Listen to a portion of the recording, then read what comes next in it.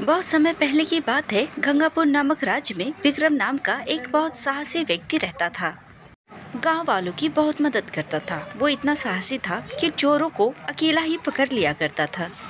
एक भी चोर को मैं छोड़ता नहीं और तुम सब भी अगर मेरा साथ दोगे तो मैं एक भी चोर को अंदर नहीं आने दूंगा। हाँ विक्रम भैया, अगर हम साथ होंगे तो चोर हमारा कुछ नहीं बिगाड़ पाएगा। विक्रम इतना साहसी था कि जंगल में छिपे सारे चोरों को मार गिराता है।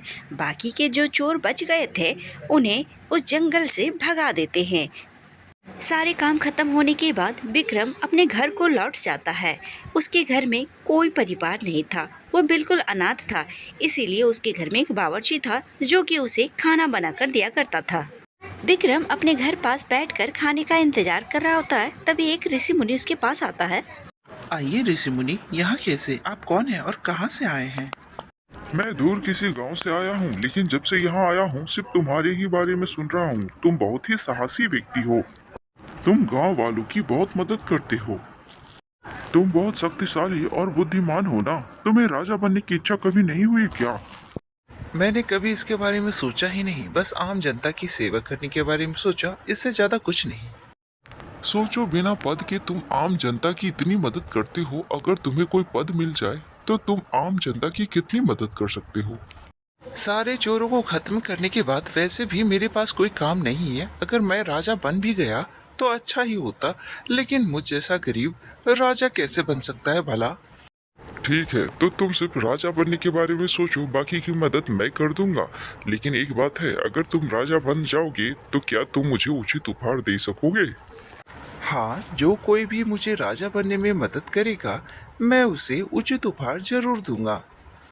ठीक है, तो ये बात याद रखना, मैं तुम्हें राजा बना दूंगा, लेकिन हर साल तुम्हें मुझे 100 सिक्के देने होंगे सोने के। मंजूर है? अगर आप मुझे राजा बना देंगे तो 100 सोने के सिक्के क्या, 1000 सोने के सिक्के मैं आपको दूंगा। लेकिन मुझे आपकी बातों पे यकीन नहीं है। मुझे तुमसे कोई संपत्ति नहीं चाहिए, लेकिन वादा करो कि मैं हर साल आऊं तो तुम मुझे 100 सोने के सिक्के दोगे, तब जाकर मैं तुम्हें राजा बनाऊंगा। लेकिन एक बात याद रखना, राजा बनने के बाद मुझसे ये वादा बिल्कुल मत तोड़ना, वरना सोच लो, करते हो वादा? हाँ, क्यों नहीं। अगर मैं राजा बन जाता हूँ तो बिना बोले 100 सोने के सिक्के मैं आपको जरूर दूंगा। विक्रम ऋषि मुनि से वादा करता है और वो वहाँ से अदृश्य होकर दूसरे राज्य पहुँच जाते हैं और उस राज्य के राजा के मरने का इंतजार करने लगते हैं। फिर एक दिन वहाँ के राजा का अचानक देहांत हो जाता है और वो राजगद्दी सूनी पड़ी रहती है। क्या करे, हमारे राजा का देहांत हो गया है और ये राजगद्दी सूनी पड़ी है, और हमारे युवराज अभी छोटे हैं। ना जाने किन्हें यहाँ के राजा बनाया जाए, कौन इतना ईमानदार होगा। इतने में मायावी ऋषि मुनि वहाँ प्रकट होते हैं और वो विक्रम के बारे में बात करता है और वहाँ के राजा बनाने के बारे में वो कहता है और फिर वो सभी वहाँ विक्रम को राजा बना देते हैं। विक्रम को बैठे बैठाए पत्नी मिल जाती है और बच्चे भी। वो खुशी खुशी रहने लगता है। विक्रम जब से उस राज्य का राजा बना, पहाड़ी के पीछे छिपे चोर सभी वहाँ से भाग जाते हैं। महाराज, आपके राजा बनते ही यहाँ जितने चोर थे सभी भाग गए, और पड़ोसी के राज्य के राजा भी आंख उठाकर नहीं देखते। अच्छी बात है, ये डर बना रहना चाहिए। हम आम जनता के लिए काम करते हैं और आम जनता सुरक्षित रहना चाहिए। विक्रम राज्य का पूरा ध्यान रखता था। राज्यसभा में अपना पूरा समय देता और जब वहाँ से समय मिलता तो अपनी पत्नी और बच्चों को भी समय देता। इसी तरह एक साल निकल गए। जब विक्रम दरबार में होता है तो वो मायावी ऋषि मुनि अपना उपहार लेने आता है। विक्रम को अपना वादा याद रहता है, इसीलिए वो 100 सोने के सिक्के मंत्री से कहवाकर दिलवा देते हैं और वो लेकर वहाँ से चले जाते हैं। मंत्रीगण ये सारी चीज़ें देखकर बातें बनाने लगता है और विक्रम को ये बातें बिल्कुल अच्छी नहीं लगती। विक्रम अपने कामों में इतना व्यस्त रहता है कि कब एक साल बीत जाता है उसे पता भी नहीं चलता। फिर वो मायावी ऋषि मुनि उसके पास आता है और 100 सोने के सिक्के मांगता है। विक्रम जब उसे देखता है तब उसे पता चलता है कि 1 साल बीत गया, उसे काम के दौरान पता ही नहीं चलता।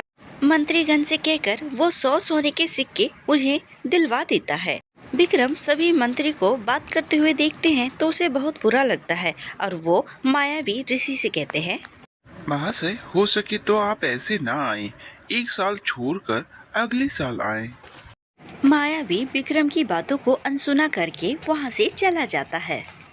1 साल पूर्ण होने पर फिर से वो ऋषि मुनि वापस आ जाता है। सभा में विक्रम बैठा होता है और किसी का भी मायावी ऋषि मुनि पर ध्यान नहीं जाता है। महाराज, आप मेरे 100 सोने के सिक्के दे देंगे तो मैं यहाँ से चला जाऊंगा। मैंने आपसे कहा था ना, 1 साल छोड़कर अगले साल आए, फिर आप अभी क्यों आ गए हैं? अभी इंतजार कीजिए, मैं कुछ काम कर रहा हूँ। हर साल आ जाते हो, जाओ यहाँ से, वरना धक्के मारकर निकाल दूंगा। जल्दी जाओ यहाँ से। महाराज, मैं तो चला जाऊंगा, लेकिन आपको नहीं लगता आप अपना वादा भूल चुके हैं? जब मैं पहली बार आपसे मिलने आया था, आपको याद तो है ना महाराज? हाँ हाँ, मुझे याद है, जब आप मुझसे मिलने आए मेरा बावर्ची खाना बनाने गया था और इतना कह ही रहा था कि उसके बाद वो अचानक अपने घर पे दिखता है और फिर उसका बावर्ची कहता है, अरे जागो, कहाँ खो गए? खाना तैयार है, कब से आवाज दे रहा हूँ, सुनाई नहीं दे रहा। विक्रम ये देखकर चौंक गया कि ये सपना था या हकीकत। वो राजमहल से यहाँ कैसे आ गया। वो ऋषि मुनि वहाँ पहुँचते हैं। विक्रम उनसे पूछते हैं, अरे मैं राजमहल से यहाँ कैसे आ गया? मैं समझ नहीं पा रहा हूँ, ये सपना था क्या? नहीं, ये सपना नहीं, हकीकत है। तुमने अपना वादा तोड़ा, इसीलिए तुम वहीं पे आकर फिर से खड़े हो गए। मुझे माफ कर दे, मेरी वजह से आपको तकलीफ हुई, लेकिन मैं लालची नहीं बना। मंत्रीगण बातें बनाने लगे थे, इसलिए मैं दुविधा में पड़ गया था। आप गलत तो नहीं थे, लेकिन आप अपने निर्णय पर खड़े नहीं रह पाए और अपने वादे को नहीं निभा पाए, इसीलिए आप फिर से वहीं आ खड़े हुए। इतना कहकर वो अंतर ध्यान हो गए। और कहानियाँ देखने के लिए सब्सक्राइब करें।